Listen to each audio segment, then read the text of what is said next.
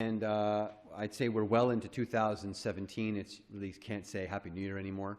It's sort of past the threshold of Happy New Year now. It's awkward.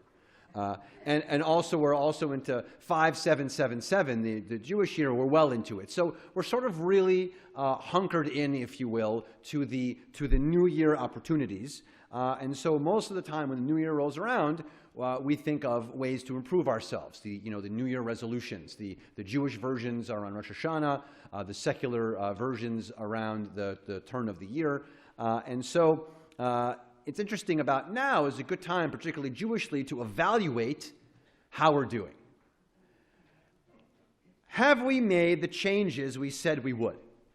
The promises we made ourselves, the Jewish ones that were farther away, the secular ones that are not that far away, just a month in essentially, have we fallen back into the old habits that we said we'd change?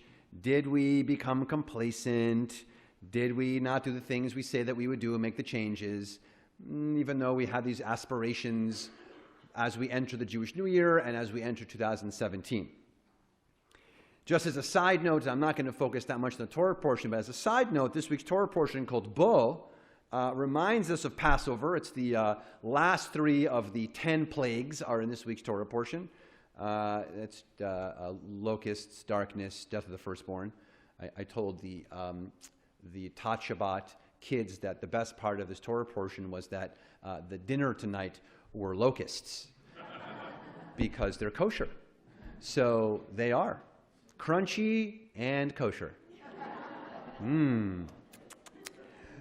So it reminds us of Passover, and it's true. If you have those sour cream and onion locusts, they are amazing. You have not lived until you had a bowl of ranch. Are lovely. They're a lovely. The Cool Ranch is a nice touch. Mesquite. What I like best is that initial crunch. What's that? Yeah, delicious. All really beautiful. Oh, the mutton is nice and lean. That's right. So, Bo reminds us of Passover, and so which, by the way, will be here before we know it.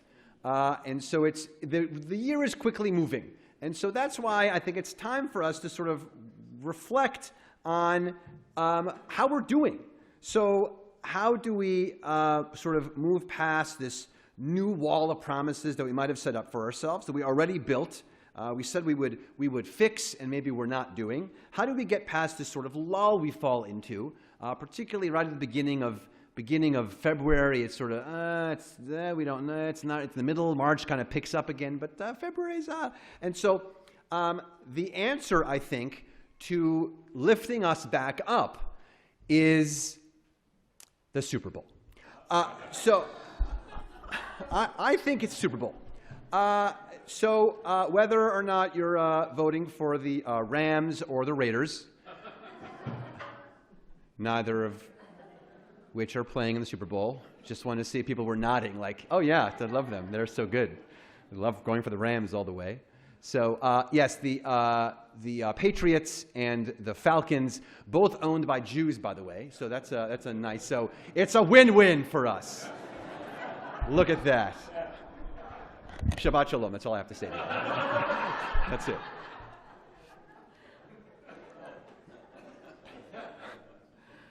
So, besides the chips and the dips and the Patriots and the Falcons, there's this interesting angle I want to invite you to look at as we think of where we are in our year and the Super Bowl.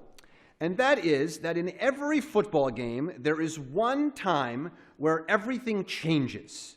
Not only the strategy and the matchups, but even the rules. And that is the 2-minute warning. Ooh, the 2-minute warning. For those of you who don't know what I'm talking about, ride along with me. If you're like, I love basketball, this is great. Yeah, it's football. After the 2-minute warning, the game changes. The coaches can no longer challenge a ruling. The clock, the clock is sort of condensed in 2 minutes. Other rules are also modified just because the game has reached the 2-minute warning. The fact that there is a 2-minute warning indicates how unique it must be to have a 2-minute warning, otherwise we wouldn't have one. action stops, just like the end of a quarter or the end of a half. Both sides regroup, and if the score is close, the pace changes. The team that's losing tries to hurry up on offense. The so-called 2-minute offense, or the 2-minute drills, or the 1-minute drills, if you want to use the terminology. We use the timeouts widely. You use your bounds so the time clock goes out. And if you're on defense, the winning team tries to prevent the big play, the long completion, the game winner. Don't let them into field goal range. Don't do it. The defense on the losing team tries to get off the field as fast as possible. And so we have this 2-minute warning. We have this transition that happens in every game, and particularly probably, well, we'll see how Sunday looks, but hypothetically, it might be intriguing. And so I invite you to think of this. Here is the idea. Maybe we don't utilize a 2-minute warning for ourselves enough. Maybe we don't push ourselves in an instant, particularly now in this maybe a little lull that we're in, to maybe create a surge for ourselves, to maybe push ourselves into our own little 2-minute warning. What little drill do we have to do for ourselves? To remind us what we have to do, to remind us what's happening in our lives, to not sort of fall into the sort of same habits that we said that we would, because a 2-minute warning changes everything. It changes the structure of how we might function, just like a game does. The whole game plan can change with a 2-minute warning. And so I'm urging us to think of that in this lull that we're in. Particularly Jewishly, it's our time that we can think of because lots is going on with Israel, with how we do mitzvot, with how we connect to our synagogue, with how we connect to our families, to our local community, to our families. All of these moments can be recreated a little bit, and not just in our long game of life, but occasionally we can move things a little faster. Think of a new strategy. Think of a way to move forward. Think of a way to get through something that maybe we got stuck in. We can put in our sort of own 2-minute warning. And so, are we playing defense or offense? Are we winning? Are we losing? And in some games, we have the lead, so we need to slow down the pace when we're on offense, pay more attention to details. In some cases, we're behind and we need to hurry up.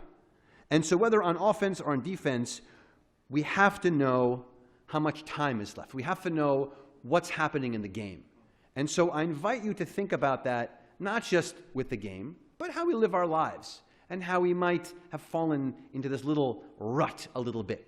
The sort of Jewish expanse from Rosh Hashanah, the secular, even though it's been a month, it seems like 7 from the beginning of the year from 2017. And so I invite us to sort of get rid of the complacency, to get rid of the old habits, to really try to make these changes. And so yes, the Super Bowl is a mundane example of this, but it's a good reminder to us to create for ourselves these special moments, these special connections, these moments where we can really move forward a little more quickly, and we can create for ourselves, if you will, a spiritual 2-minute warning. Shabbat Shalom.